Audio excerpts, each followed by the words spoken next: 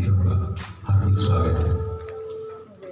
हर वर्ष आयोजित होने वाले इस रंगांगन उत्सव के जरिए हिसार शहर को राष्ट्रीय स्तर पर पहचान मिली है और हिसार रंगमंच का नाम पूरे भारत में जाना जाने लगा है।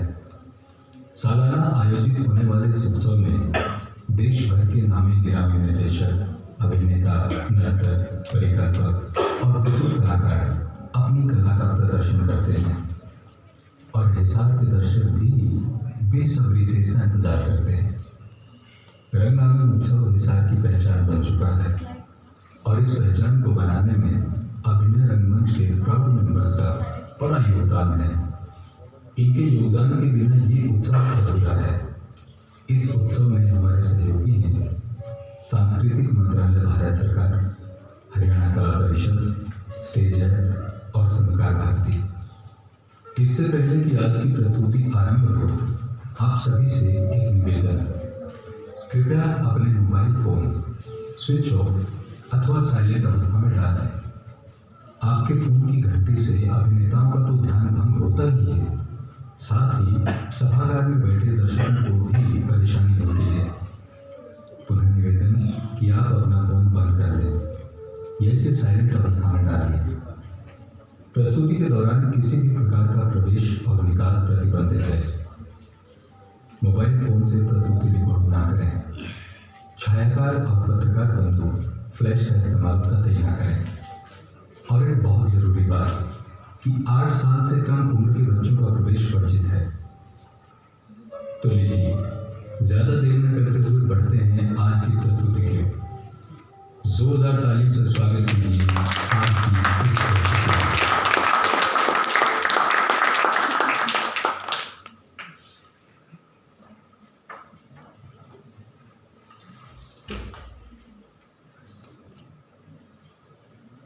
हाजरीन, आप सबका खैर मकदम है, इस्तकबाल है, स्वागत है, वेलकम। आज की महफिल दास्तान गोई की महफिल है और दास्तान गोई सदियों सदियों से हमारे बीच में वो परंपरा रही है जिससे हम अपने संस्कारों से जुड़े हैं। बड़े बुजुर्गों ने कभी भगवान श्री राम के बारे में बताकर हमें उनके आदर्शों के बारे में बताया, कभी श्री कृष्ण की दास्तान सुनाकर हमें प्रेम के विषय से जोड़ा। और दास्तान होती है किसी पुण्यात्मा की, किसी महान विभूति की, और दास्तान आगे बढ़ती है छोटे छोटे किस्सों से। तो हाज़रीन, आज भी हम एक ऐसी महान विभूति की दास्तान आपके सामने लाए हैं। तो पेश खिदमत है अग्नि। भारत की पवित्र भूमि पर को अवतारों की क्रीड़ास्थली भी कहा जाता है। यहाँ भगवान श्री राम, योगीराज श्री कृष्ण, महात्मा बुद्ध, महावीर स्वामी और गुरु नानक सरीखे महापुरुषों ने जन्म लिया। लेनिन ने साम्यवाद का तत्वदर्शन भारत के ही सांख्यिकी शास्त्र से लिया। धर्म धरा भारत से ही सर्वप्रथम ज्ञान का प्रकाश पूरे विश्व में फैला। इसी पावन धरती पर आज से लगभग 5000 वर्ष पूर्व एक महान विभूति ने जन्म लिया।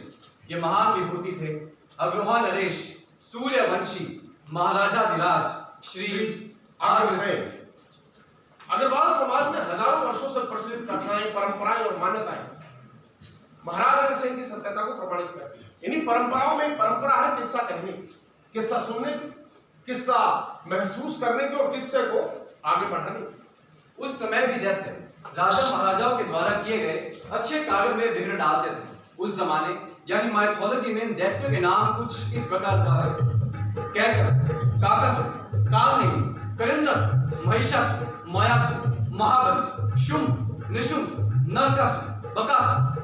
और आज इन दैत्यों के रूप हैं Oppo, Samsung, Realme, WhatsApp, Facebook, Tinder, Insta, Snapchat और आपकी जेब में रखा अधिकतर सेब यानी आदम कैप्टन। यदि ये सभी दैत्य आज वश में आ जाए तो इस कहानी को सुनाने का यज्ञ शुरू किया जाए। लेकिन इस कथा को कौन सुनेगा और कौन सुनाएगा?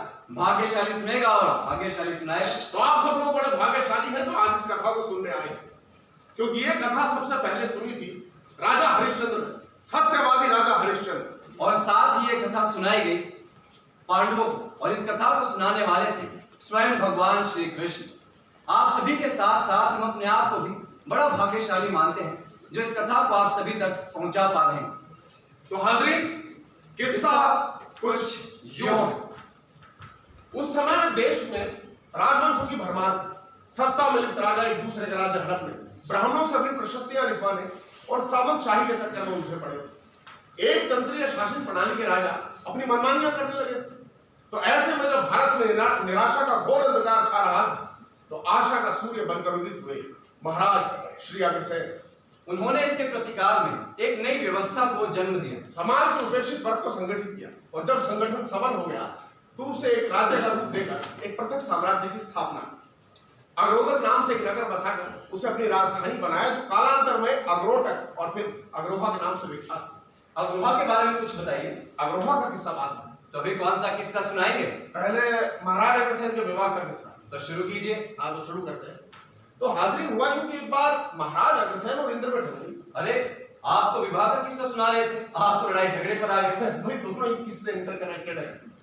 सुनो, नागराज कुमुद की कन्या से था ब्याह रचाया, मिली माधुरी अग्रसेन को कुल का मान बढ़ाया, महाप्रतापी अग्रसेन से इंद्रदेव घबराया और इन दोनों का नारद जी ने प्रेम मिलाप कराया। थोड़ा विस्तार से बताइए ना। तो विस्तार से सुनो। तो हाजिर हुआ कि राजा कुमुद ने अपनी सुंदर सुशील बेटी के लिए एक स्वयंवर रचाया। अब इस स्वयंवर में देश विदेश के कई बड़े बड़े राजा और वहां आए महाराज अग्रसेन भी और स्वर्ग के राजा इंद्र भी। लेकिन अलग ही घटना हुई।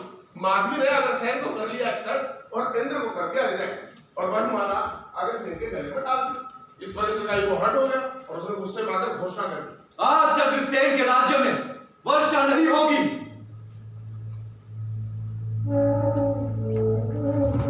महाराज अग्रसेन के राज्य में वर्षा रुक गई।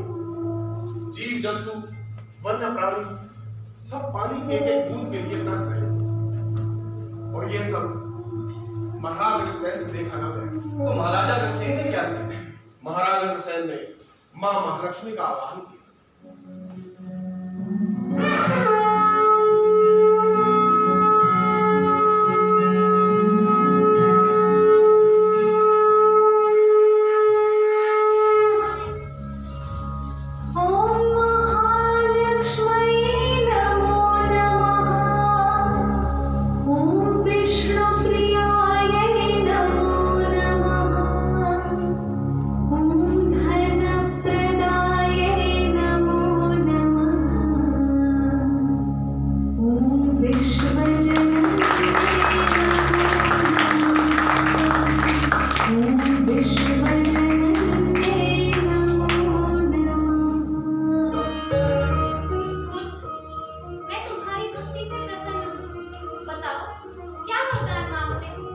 देवी, इंद्र मेरे राज्य में अशांति पैदा कर रहा है, आप उसे मेरे वश में ला दीजिए। तुम बहुत दयालु राजा हो। अपनी प्रजा को सुख देने के लिए तुमने ये घोर साधना की। तुम गोलपुर जाकर नाग राजा से अपने संबंध स्थापित करो, इससे तुम्हारे राज्य एवं कुल दोनों की वृद्धि हो तथा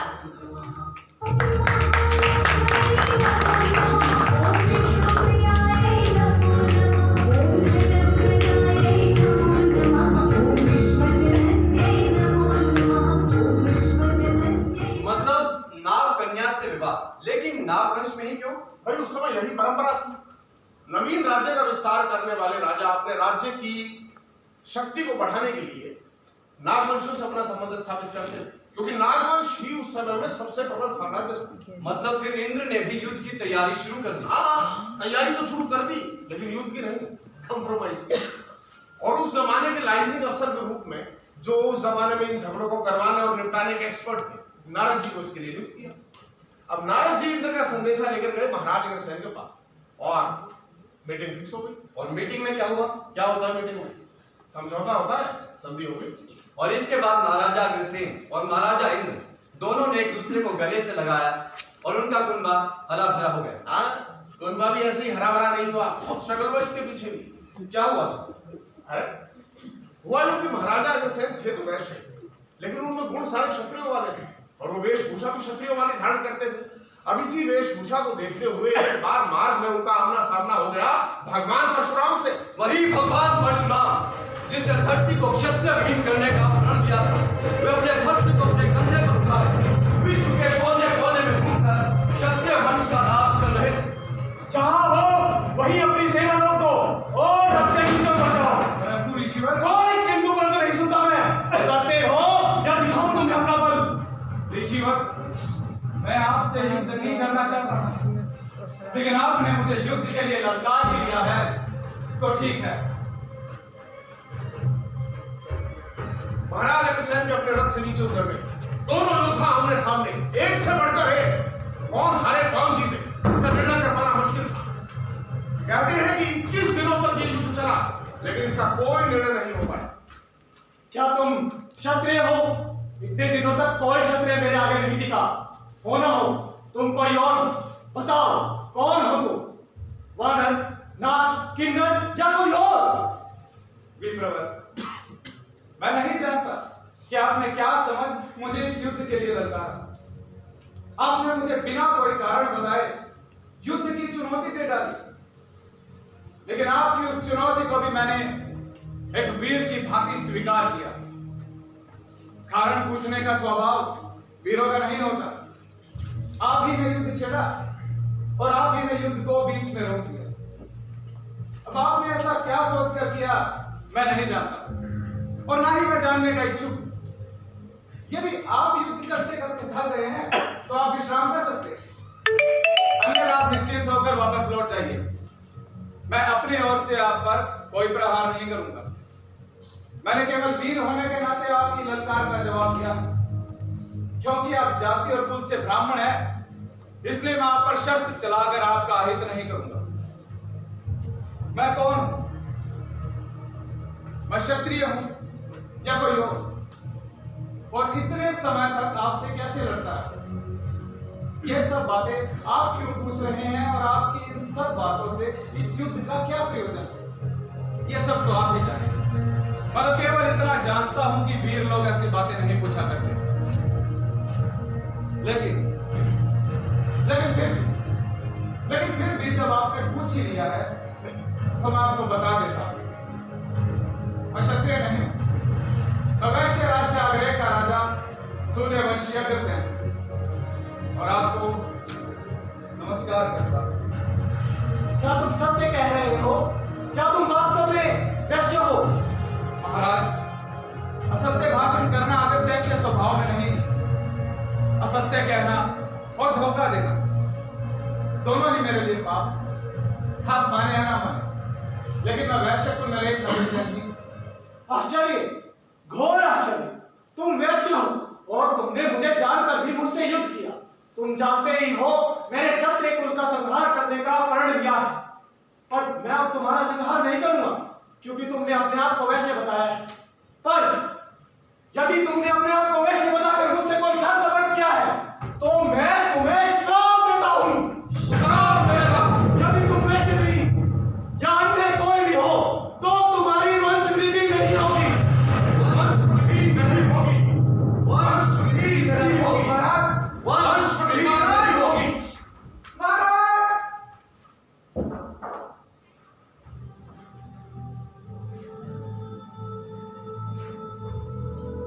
मां, ये सब मेरे साथ क्या हो रहा है? मैंने तो एक वीर की भांति परशुराम की ललकार का जवाब दिया था मां। उन्होंने मुझे गलत समझ युद्ध के लिए ललकारा, तो इसमें मेरा क्या दोष? क्या इस सब में मेरी गलती है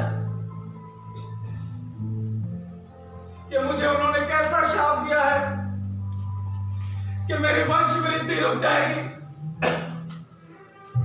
मुझे इस शाप से मुक्त कर दो मां, मुक्त कर दो, मुक्त कर दो मां।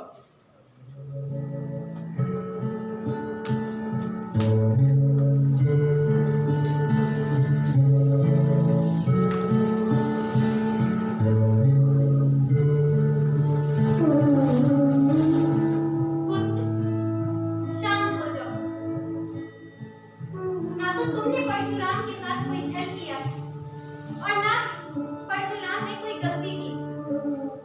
उन्होंने तुम्हें तुम्हारे वेश के कारण ललकारा, तुम्हारे द्वारा तुरंत चुनौती स्वीकार कर लेने तथा लगातार युद्ध करते रहने के कारण उन्होंने तुम्हें वैश्य मानने आने से इनकार कर दिया, किंतु कुछ तुम तो जाति, धर्म तथा कुल सब प्रकार से वैश्य हो।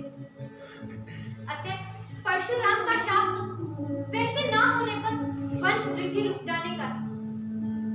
तुम निश्चिंत होकर अपने कर्तव्यों का पालन तथा गृहस्थ धर्म का निर्वहन करो। तुम्हारे संतान हो और तुम्हारी सारी मनोकामनाएं पूर्ण हो।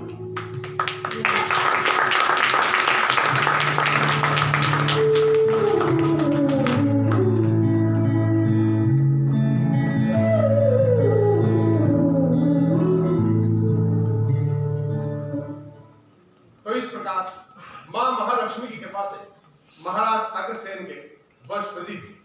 इनकी संतानों के बारे में कुछ बताइए। संतानों के नाम सुनिए। इनके पुत्रों के नाम थे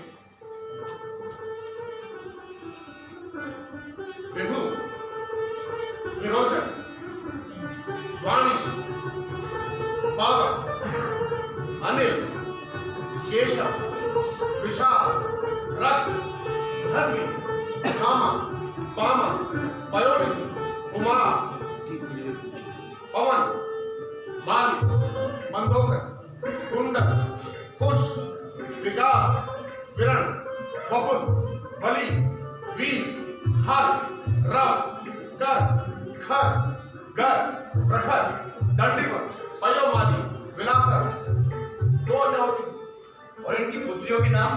पुत्रियों के नाम थे दया, शांति, कला, कांति, तितिक्षा, अधरा, अमला, शिवा, मही, अर्जिता और अमृता। और भी कुछ बचाओ तो वो भी याद कर लो। भाई अब आप भी कुछ बताइए। ठीक, तो आइए बात करते हैं इनके गोत्रों की। तो बताइए, अग्रवालों में कितने गोत्र होते हैं? 17.5। जी हाँ, 17.5 गोत्र। और इन गोत्रों के नाम कुछ इस प्रकार हैं।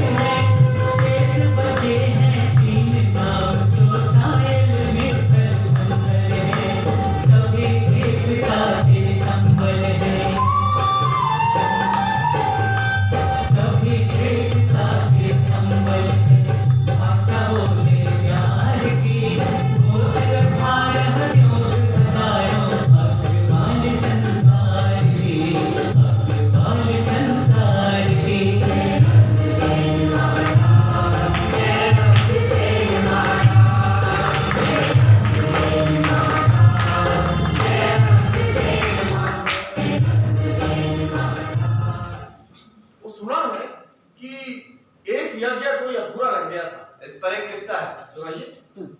महाराजा अग्रसेन अश्वमेध यज्ञ कर रहे थे। अच्छा। बलि देने की घोड़े को लाया गया।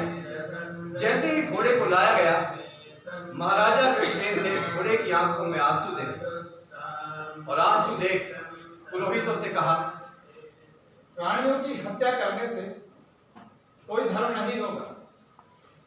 ये बलि मैं नहीं होने दूंगा। मैंने जाने अनजाने में बहुत पाप किए। अब ये सब मैं और नहीं कर सकता, नहीं कर सकता। किंतु महाराज, बिना बलि के यज्ञ अधूरा रह जाएगा और इसका दंड आपको भोगना पड़ेगा। पाप लगेगा महाराज, पाप। अनर्थ हो जाएगा, अकेले रह जाएंगे, वंशवृद्धि रुक जाएगी, घर सुना सुना, इनकम टैक्स की रेट, पॉलिटिकल कैरियर खत्म। महाराज बलि दीजिए। किसी जीव को मारकर अगर मैं अपने लिए या अपनी प्रजा के लिए कुछ हासिल करूं, तो इससे बड़ा पाप मेरे लिए कुछ हो नहीं सकता। और ऐसे फल का क्या लाभ जो किसी जीव की हत्या के बदले मिला? बताइए। ठीक है, आप सबको जितना विरोध करना है आप कीजिए, लेकिन मेरे राज्य में आज के बाद किसी भी पशु की बलि नहीं दी जाएगी। और अगर इस वजह से ये यज्ञ अधूरा रह जाता है तो बेशक रह जाए, मुझे इसकी कोई परवाह नहीं।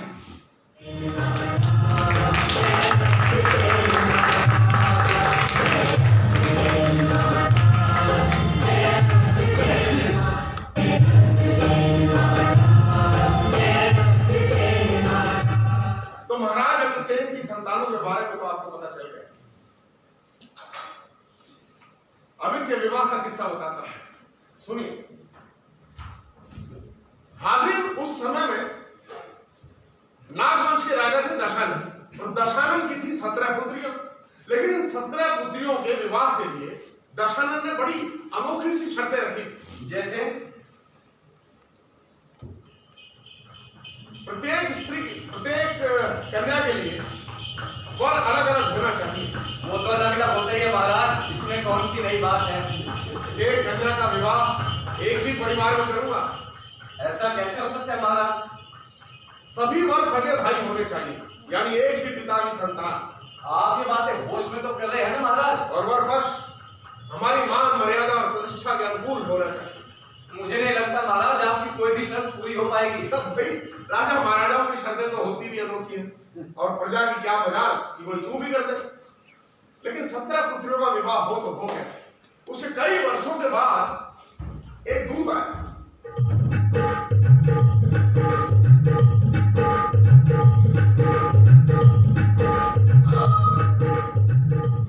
महाराज, आपकी शर्तों के अनुसार आपकी पुत्रियों के लिए एक योग्य कुल का रिश्ता मिला। ये तो अत्यंत खुशी की बात है। लग्न भिजवाया जाए।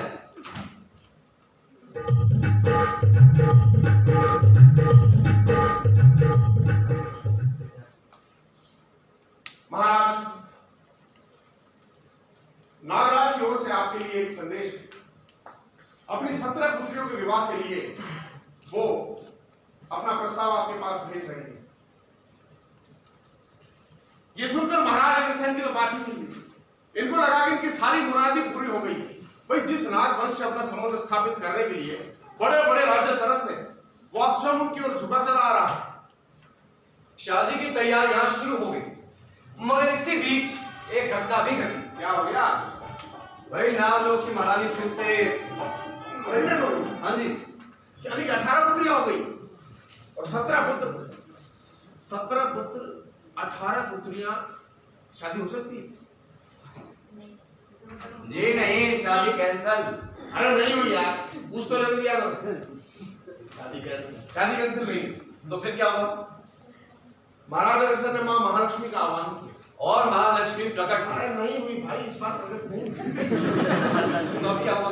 सुना करो। इस बार महालक्ष्मी स्वप्न दृष्टा और महाराज अग्रसेन के स्वप्न में आकर महालक्ष्मी ने वरदान दिया। उनके ज्येष्ठ पुत्र के दाहिने हाथ से एक अलौकिक बालक को उत्पन्न कर इस समस्या का निवारण कर दिया। तब से पवित्र रिश्ते नाते कायम है, जो आज भी विद्यमान है। अब इनकी भी तो संतानें हुई होंगी। हाँ हुई, लेकिन उसमें भी एक पेच था। तो खोल दीजिए। आगे बोलते हैं, सुनो। यूं तो मां महालक्ष्मी की कृपा से महाराज अग्रसेन के पास सब प्रकार की सुख सुविधाएं थी, लेकिन उनको एक दुख भी था। और वो दुख था कि कब बना रहे हो दादा? पिताजी, इसमें एक समस्या है।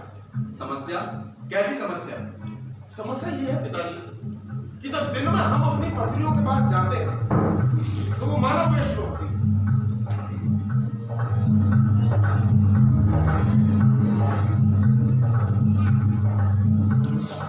और जैसे ही रात होती है वो अपने नाग वेश में आ जाती है। तब तक हमें उनके पास जाने से भय होता है।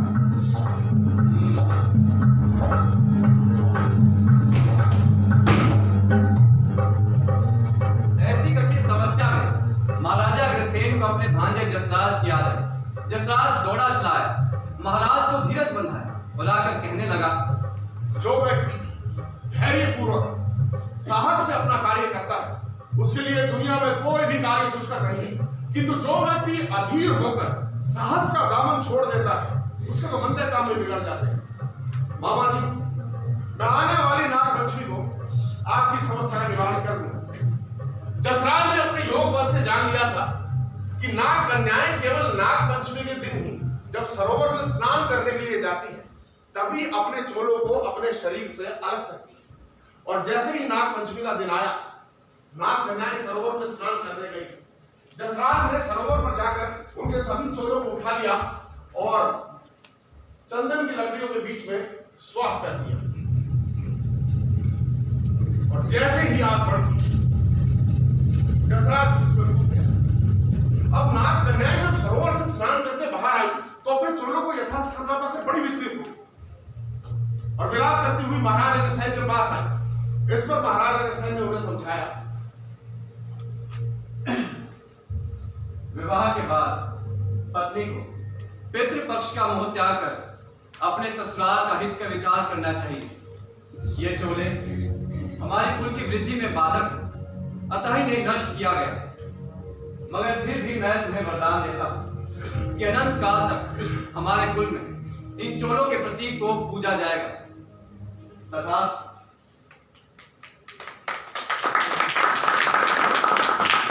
जसराज का यह बलिदान अनोखा था। महाराजा अग्रसेन ने जसराज के बलिदान को व्यर्थ नहीं जाने दिया। जसराज शिव का भक्त था। महाराजा अग्रसेन ने जसराज को पुनर्जीवित करने के लिए शिव की कठोर तपस्या की। ओम नमः शिवाय। ओम नमः शिवाय। ओम नमः शिवाय। ओम नमः शिवाय। ओम नमः शिवाय। ओम नमः शिवाय। ओम नमः शिवाय। ओम नमः शिवाय। ओम नमः शिवाय। ओम नमः शिवाय। ओम नमः शिवाय। ओम नमः शिवाय। ओम नमः शिवाय।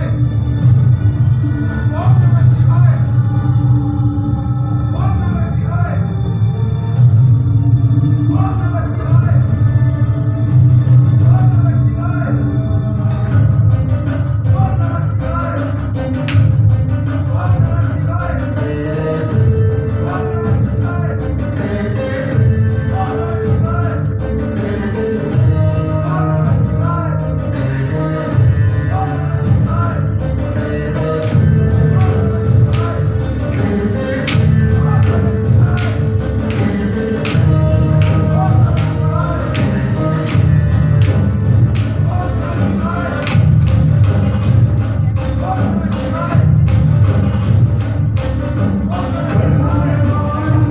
ओम नमः शिवाय। ओम नमः शिवाय। ओम नमः शिवाय। भगवान अपन आप तो कृपा निधान है, भक्त वत्सल है, भयहारी है। भगवान मेरे कारण आपके परम भक्त जसराज ने चिता में जलकर अपने प्राण त्याग दिए। आप उसे पूर्ण जीवित कर दीजिए भगवान। उसकी मां इस दुख में अपने प्राण त्याग देगी। आप मुझे उन दोनों की हत्या के पाप से बचा लीजिए भगवान, बचा लीजिए, बचा लीजिए। तुम्हारी बहन और भांजे के प्रति स्नेह से मैं प्रभावित हुआ। मैंने जसराज को पूर्ण जीवित कर दिया। तुम अब निश्चिंत घर लौट जाओ। तुम्हारा भांजा वहां तुम्हारी प्रतीक्षा कर रहा है। तुम्हारी संतति महाप्रलय तक उत्तरोत्तर वृद्धि और विकास प्राप्त करती रहे। जब तक नीति और धर्म के आचरण करते तुम्हारी संतानें सत्कर्म करेगी तथा मांस मदिरा का सेवन नहीं करेगी, तब तक निरंतर धन धान्य सुख समृद्धि पूरी संपन्न रही। ये लो गद्दी।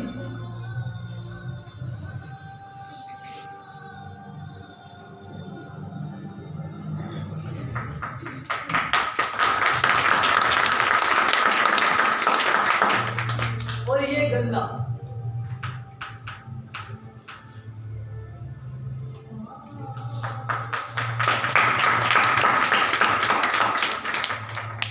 जब तक तुम्हारे कुल में इन दोनों वस्तुओं गद्दी और गल्ले के प्रति सम्मान बना रहेगा, तब तक तुम्हारे कुल के व्यवसाय धंधे में बरकत होती रहेगी।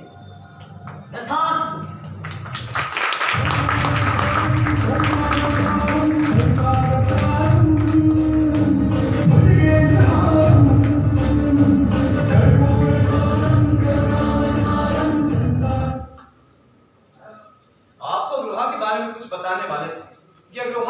कैसे रखा गया और जगह कैसे चुनी गई?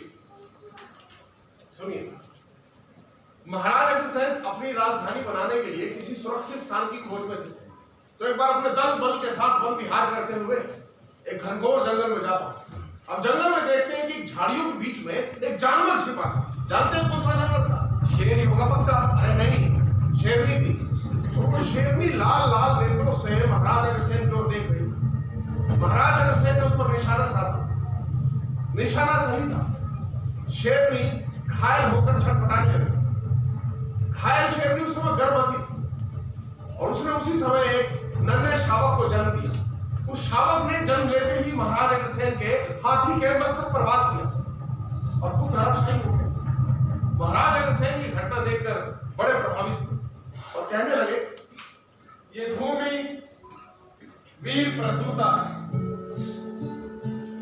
जिस धरा पर जन्म लेते ही प्राणी अपने कुल खाती वह शत्रु को पहचानने तथा उसे प्रतिशोध लेने की उत्कंठा व क्षमता मन में रखता है।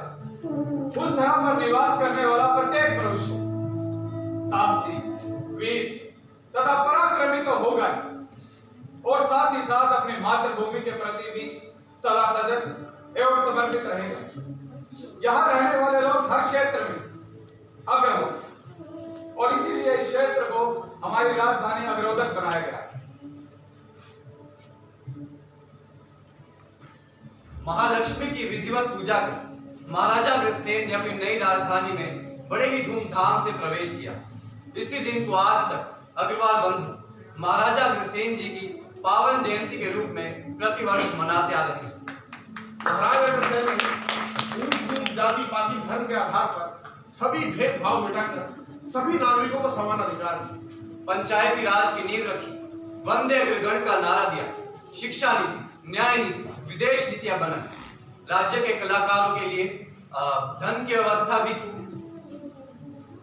जानते हैं, महाराज अग्रसेन का मैनेजमेंट बड़ा कमाल का। कैसे? क्यों उनका 1 रुपया 1 ईंट का कॉन्सेप्ट नहीं सुना? नहीं, सुना दीजिए ना। हाँ तो सुनिए। हाजिर राजकोष कोई जादू का पिटारा तो होता नहीं। अब व्यवस्था बनाने में धीरे धीरे राजकोष खाली होने लगा तो मंत्री परिषद को चिंता हुई कि भाई अब अग्रोहा में बाहर से आने वाले नागरिकों को बसाने के लिए और धन की व्यवस्था नहीं हो सकती। और ये बात उन्होंने महाराजा अग्रसेन को बताई। महाराजा अग्रसेन उनकी बात सुनकर बड़े चिंतित हुए और मंत्री परिषद से कहा कि एक बार पुनः विचार करें। नहीं महाराज, अब और गुंजाइश नहीं। अब और गुंजाइश नहीं है। अब महाराज अग्रसेन इस बात से बड़े चिंतित थे तो एक बार नगर में भ्रमण करने के लिए गए। नगर में भ्रमण करते करते उन्होंने देखा कि गरीब व्यक्ति भोजन कर रहा कि अचानक उसके घर में कुछ अतिथि आ जाते हैं। अब अतिथियों के लिए तो भोजन की व्यवस्था थी नहीं, किंतु अतिथि देवो भव, अतिथि को भोजन कराना जरूरी था तो उसने अपने हिस्से से थोड़ा थोड़ा भोजन दोनों अतिथियों को भी दे दिया और सब ने मिल बांटकर भोजन किया। इससे उनकी भोजन की समस्या भी दूर हो गई और महाराज अग्रसेन को भी अपनी समस्या का हल मिल गया।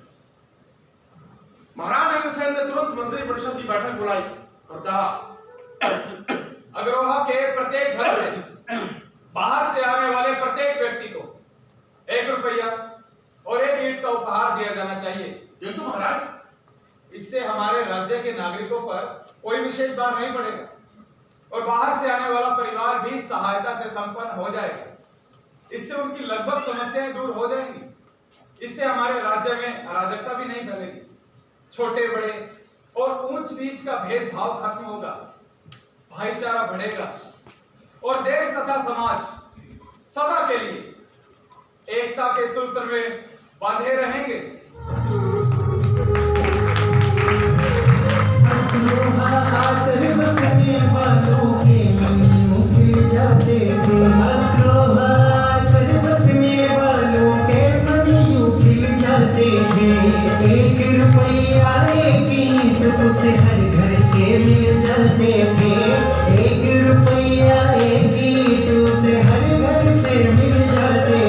कीटों से घर बन जाता, कीटों से घर बन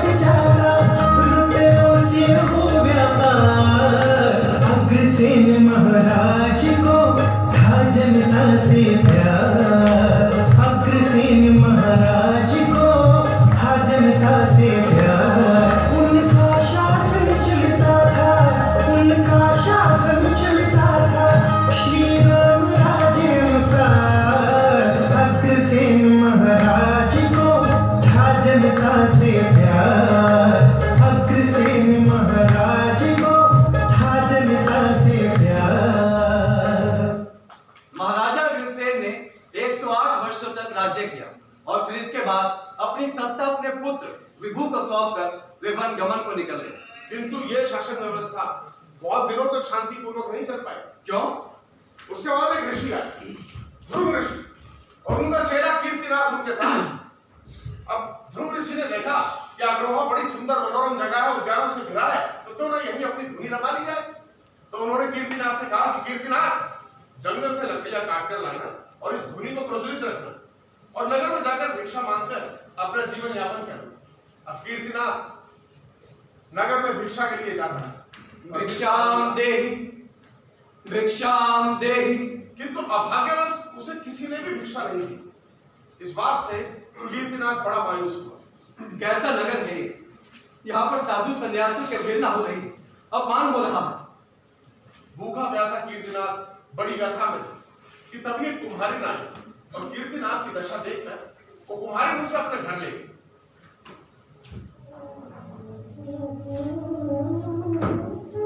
उस कुम्हारिन ने कीर्तिनाथ को भोजन करवाया। भूखा प्यासा कीर्तिनाथ पेट भरकर भोजन करने लगा। उसके बाद उसने उसे कुल्हाड़ी दी और कहा कि इससे जंगल में जाकर लकड़ियां काटना और जो धन मिले उससे अपने जीवन यापन करना। अब कीर्तिनाथ जंगल में जाता, लकड़ियां काटता और उससे जो धन मिलता उससे अपना जीवन यापन करने लगा।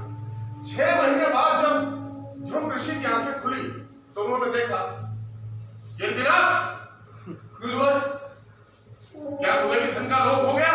नहीं गुरुवर। क्या तुम भी लोगों की तरह गृहस्थ जीवन जीना चाहते हो? हाँ गुरुवर। क्या?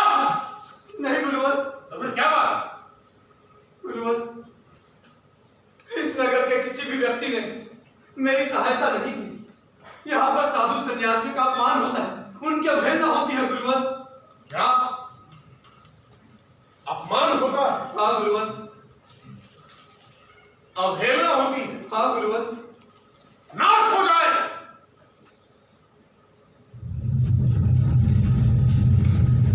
कहते हैं कि सबसे साधु का साथ कभी व्यर्थ नहीं जाता। सुंदर उद्यानों से घिरा अग्रोहा नगर धू-धू कर जलने लगा। अब इसके कई वर्षों बाद एक आए। कौन है? एक सेठ। कौन से? सेठ श्रीचंद। क्या करते थे? भाई सेठ लोग क्या करते हैं सेठ लोग? व्यापार करते हैं। अरे व्यापार तो करते थे, पर किस चीज का व्यापार करते थे? केसर। केसर का? कितना केसर था उनके पास? 1100 ऊंट। 1100 ऊंट तो थे, केसर कितना था? उन्हीं ऊंटों पर तो लदा था केसर। इतना केसर बेचते नहीं थे क्या? बेचना चाहते थे, बिल्कुल बेचना चाहते थे। भाई इतने केसर को कौन नहीं बेचना चाहे, मगर ऐसे व्यक्ति को जो एक बार में सारा का सारा खरीदे, वो भी कैश पेमेंट। क्या करेंगे इतने कैश का? वो अपने लिए कुछ नहीं करना चाहते थे, वो अग्रोहा नगरी का उद्धार करना चाहते थे। फिर किसी ने खरीदा? इसके बाद एक और है। कौन है? सेठ हरबत शाह। तो उन्होंने खरीद लिया? खरीद लिया, वो भी सारा का सारा कैश पेमेंट।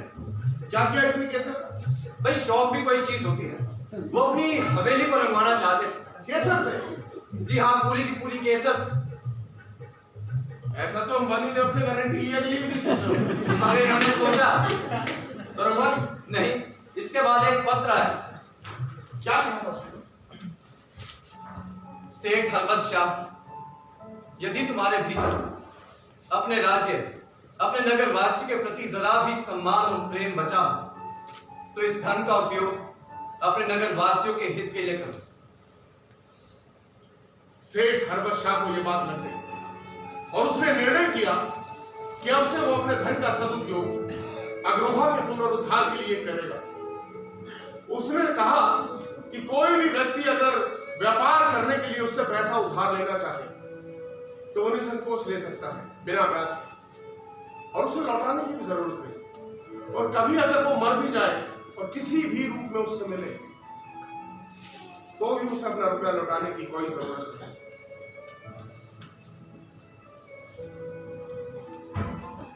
और इसके कई वर्षों बाद भारत पर सिकंदर ने आक्रमण किया, और जब सिकंदर ने भारत को जीत लिया तो वो अग्रोहा नगरी को भी जीत चुका। अग्रोहा को जीतकर सिकंदर जोर जोर से चीखने लगा कि आओ आओ मुझे बधाई दो, आओ मुझे बधाई दो। वहां कोई नहीं बचा था। चारों तरफ सिर्फ लाशें ही लाशें बिछी थी।